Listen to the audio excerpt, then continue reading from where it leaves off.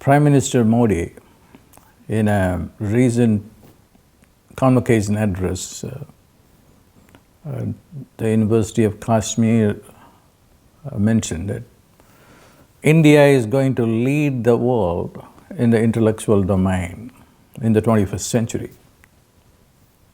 I totally believe that concept, provided India rises to the level of excellence, utilizing not simply Western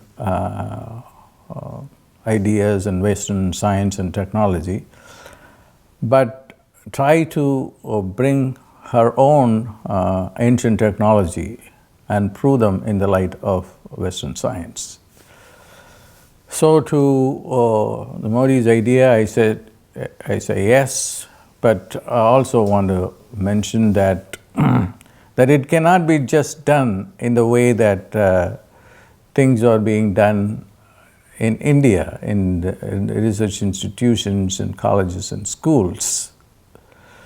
So we need to identify areas that have potential, both intellectual potential, scientific potential, technological potential, as well as revenue potential, because the revenue is key. All these are possibilities, and then I'm going to identify certain areas for those people who are watching this video clip to reflect on it, and then could promote the new idea of bringing ancient wisdom of India to the world.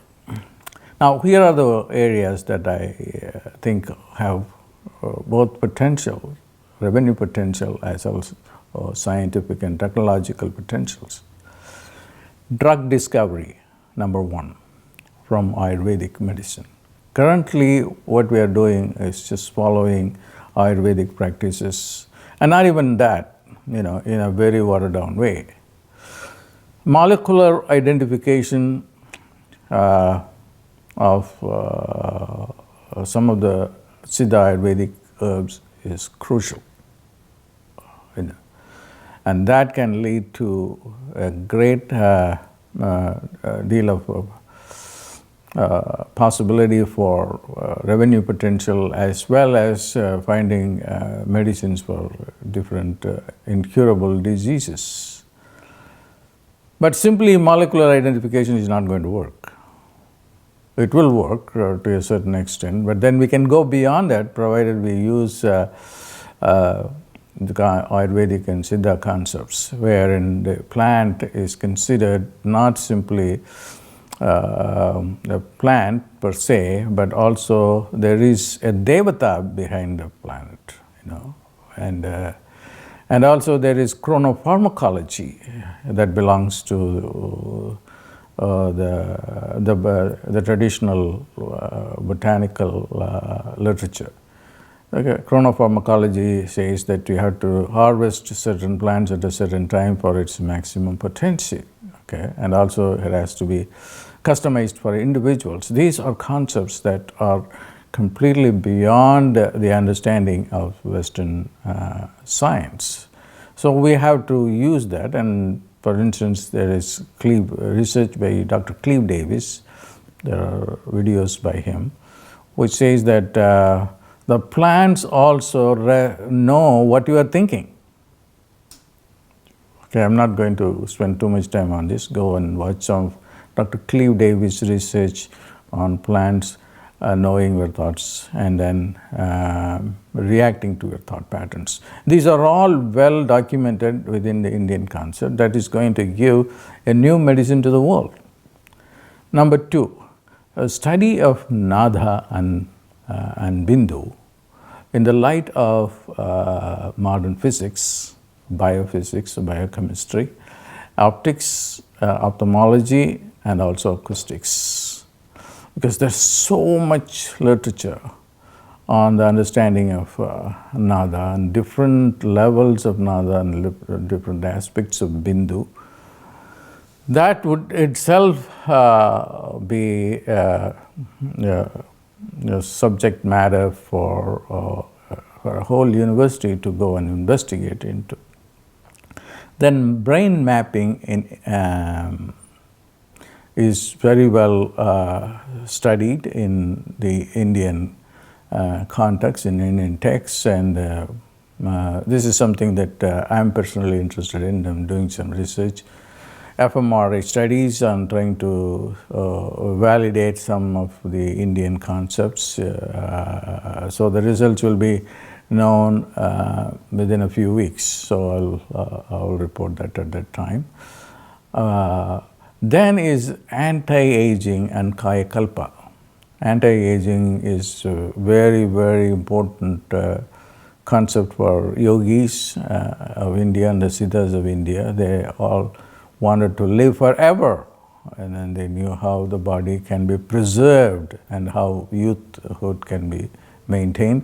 And this is also a tradition in China too about that. But the Indian one has used both herbs and also metals and also certain meditation practices like Vasa Yoga. These are all very important techniques that can rejuvenate the cells in a dramatic way. The next one is intuition versus reasoning. This is a very important concept. We cannot slavishly depend on only the intellectual understanding, which is the basis for our science and technology. However, Einstein, for instance, said that all his discoveries were made possible not because of reasoning. Very clearly he said it is because of intuition. That's why he said, where science ends, there religion begins. So that is a very important thing, and India is the hotbed where you can go and learn about intuition, because the knowledge is very intuitive knowledge. Even Steve Jobs admitted that whatever he learned in India about intuition was the reason why he became successful. And so the study of intuition in Indian philosophy, the 6 systems of philosophy, is unlimited, and also the Vedas and the Agamas contribute a lot to the study of intuition. So we can study this in the light of modern brain science in the West. Then comes the study of different spaces. Einstein only talked about one space, but there are different spaces corresponding to different knowledge and intelligence, which also correspond to different sound waves. This is a very, very important area that can give rise to developing new sciences and the relationship between the brain and space. The relationship between brain and space is a very important area for the yogis and the siddhas. So that's an area which we should put our attention to. And then the study of time. If you go to Google search and then say, look at Hindu metrics, they were able to see even 34,000th division of a second. So, they were able to see such minuscule time. So they knew time, which is very, very minute. And then, for instance, a mantra has to be completed within this very, very small unit of time for it to become very powerful. So then there is the psychological time versus chronological time. The time is also a psychological factor. This is something that Krishnamurti was interested in, but he was more philosophical. But this is a science. It is physics, it's neurology. So that has to be studied in terms of physics and brain science. Then the contemporary issue for us is terrorism. Terrorism is really causing a lot of problem for the governments all over the world.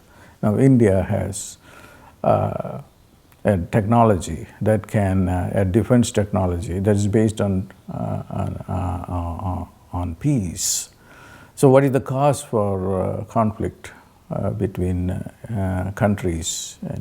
It's because it's a matter of fear, negativity, and all qualities that are not conducive to peace. So how can we induce peace in a different way other than depending on negotiations and peace treaties and so forth?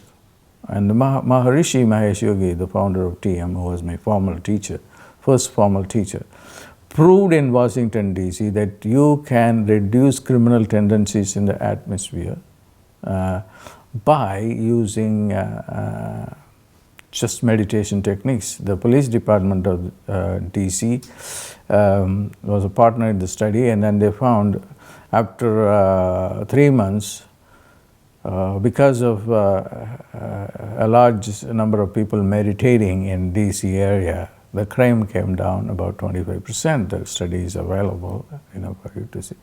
So this is, and also Maharishi once said that we should have defense, and the defense the soldiers there should not be fighting, but should sit and meditate and then create a peaceful space. At that time I thought that he was unrealistic, but now is a time that this could be a possibility. Okay, so these are some of the important ideas that I have. I have one more idea that really I want, this idea I value, that is the greatest contribution of India is the Vedic astrology. And thanks to Vajpayee and his ministry, and the Supreme Court of India and the University Grants Commission, they just made astrology as a discipline worthy of academic studies and gave grants. But although all these are available, it's still not being taken seriously, and that is one thing that can really become a big industry, and then the world can learn a lot from Vedic astrology because it is a science. Now, finally, I want to talk about what India should not do. India should not slavishly follow Western modules. They can benefit from it. They can use some of the Indian concepts, ideas, science and technology to be validated by Western science, and Western science can not only validate but can help improve upon some of the Indian sciences. But the most important thing is the Indian texts have to be respected, and they have their own, because they go beyond Western science and at a much cheaper cost in the defense technology I talked about. Now, what is happening right now, on the other hand, is completely following Western science and technology just in order to make some quick money. It's a wrong idea. And Modi, of course, has ideas to create smart cities in the world. But these cities are going to be computer cities and technology cities. And this is good, but that's only 50% of the city. But the most important thing that we have to know is a smart city would be like a city where people understand consciousness, their own yogic tradition and this yoga tradition can give you highest intelligence, can give you intuition, can give you a great understanding about non-physical intelligence and so forth. So smart cities should be filled with people who are meditating and accessing the highest intelligence and live the highest intelligence. At least there should be one smart city doing that.